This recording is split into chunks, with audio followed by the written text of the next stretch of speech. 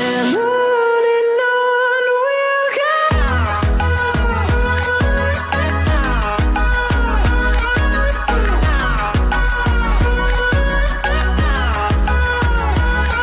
Hey my family, তোমরা সবাই কিরকম আছো? আর এই গরমে আমিও মোটামুটি ভালো আছি। আর আজকে যে লুকটা আমি ক্রিয়েট করেছি, এটা আমি শর্টস চ্যানেলে ক্রিয়েট করেছিলাম, আর সেখান থেকেই আমার কাছে রিকোয়েস্ট এসছে যে দিয়ে কীভাবে লুকটা ক্রিয়েট করলে পুরো প্রোডাক্ট নলেজ দিয়ে স্টেপ বাই স্টেপ লুকটা আবার রিক্রিয়েট করার জন্য। সো চলো আর দেরি করব না, ভিডিওটা স্টার্ট করা যাক। সো প্রথমেই আমি আমার ফেস ওয়াশটা দিয়ে ভালোভাবে মুখটা ক্লিন করে নেওয়ার পর ফ্রুট অফ আর্থের রেড অবসেশন এই রোজ মিস্টটা মুখে ভালোভাবে স্প্রে করে নিচ্ছি। তোমরা চাইলে এখানে কিন্তু নর্মাল রোজ ওয়াটারও ইউজ করতে পারো। দেন ময়শ্চারাইজার হিসেবে ইউজ করছি হিমালয়ের এই জেল ময়শ্চারাইজারটা, যেটা ভীষণই লাইট ওয়েট আর স্কিনের জন্য খুবই ভালো। হালকা হাতে মাসাজ করে নেওয়ার পর আইব্রোর জন্য আমি ইউজ করব মিস ক্লিয়ারের এই আইব্রো পমেডটা।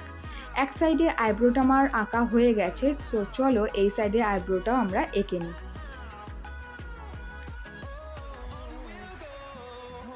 আইব্রোটা ড্র করে নেওয়ার পর আমি ক্রায়োলনের হোয়াইট কালারের এই বেসটা ইউজ করব। তোমরা অনেকেই জিজ্ঞাসা করেছিল হোয়াইট কালারেরটা আমি কি লাগাই। এটা হচ্ছে ক্রায়োলনের একটা হোয়াইট বেস। দেন একটা বিউটি ব্লেন্ডার নিয়ে আমি কিন্তু খুব ভালোভাবে ব্লেন্ড করে নিচ্ছি। এতে আমার আইব্রোটা দেখো আরও বেশি প্রমিনেন্ট হয়ে যায়। এরপর ইনসাইডের ব্যানানা লুজ পাউডারটা ইউজ করে নিচ্ছি, যাতে আমার কোনো রকম কোনো ক্রিজ লাইন না পড়ে আইলিডে। দেন এরকম একটা 5-10 টাকার কাজল নিয়ে আমি আমার আইলিডে ভালোভাবে লাগিয়ে নিচ্ছি। তারপরে একটা আইশ্যাডো ব্রাশ দিয়ে ভালোভাবে ব্লেন্ড করে নিচ্ছি কাজলটাকে। এরপর ব্ল্যাক কালারের একটা শ্যাডো নিয়ে কাজলের ওপর ভালোভাবে লাগিয়ে দিচ্ছি, যাতে আমার কাজলটা আরও বেশি প্রমিনেন্ট হয় আর ঘেটে না যায়।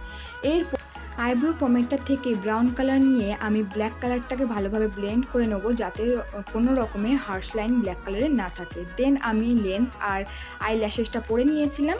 এরপর আমি মুখের জন্য আরবান কালারের এই প্রাইমারটা ইউজ করছি। দেন আমি ইউজ করবো সুইস বিউটির ইয়ার ব্রাশ ফিনিশ এই ফাউন্ডেশনটা। ফাউন্ডেশনটা মুখের সাথে সাথে গলায়ও তোমাদেরকে একটু লাগিয়ে নিতে হবে, আর তারপরে বিউটি ব্লেন্ডার দিয়ে খুব ভালোভাবে ব্লেন্ড করে নিতে হবে, যাতে কোনো ক্রিজ লাইন না থাকে। এরপর আমি হিলারি রোডার এই কনসিলারটা দিয়ে আমার হাইলাইট পোর্শনগুলো আমি কিন্তু কনসিল করে নিচ্ছি।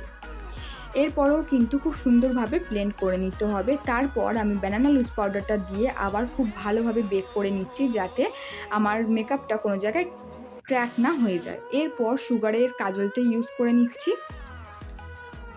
কাজলটা ইউজ করে নেওয়ার পর একটা আই শ্যাডো ব্লেন্ডিং ব্রাশ দিয়ে কাজলটা আমি ভালোভাবে ব্লেন্ড করে নেওয়ার পর ব্রাউন কালারের শ্যাডো কিন্তু লাগিয়ে নিলাম আমার চোখের তলায়। এরপর আমি করব কন্ট্যুর। কন্ট্যুরের জন্য প্রিটিওয়াল সেটের থেকে একটা লাইট ব্রাউন কালার আমি নিয়ে নিয়েছি। মুখের কন্ট্যুরটা করার সাথে সাথে নাক আর ওভার চিনও কিন্তু আমি কন্ট্যুর করে নিলাম। এরপর সুইস বিউটির এই কোরাল ব্লাশারটা আমি অ্যাজ আ ব্লাশার হিসাবে আজকে ইউজ করছি। এরপর সুইস বিউটি ক্রেজ এই ফিক্সারটাই ইউজ করছি, যেটা ছিল জ্যাসমিন এক্সট্রাক্টসের। এরপর তোমাদের অনেকেই প্রশ্ন ছিল আমি এই লুকটাতে কোন হাইলাইটার ইউজ করেছি। আমি আজকে আই ম্যাজিকের এই হাইলাইটারটা ইউজ করেছি। সো চলো দেখে নাও হাইলাইটেড পোর্শনগুলো, যে জায়গাগুলো আমি হাইলাইট করি। এরপর সুইস বিউটি 07 মবা ব্লাশ এই লিপস্টিক শেডটা আমি ইউজ করেছি আজকের লুকটার জন্য।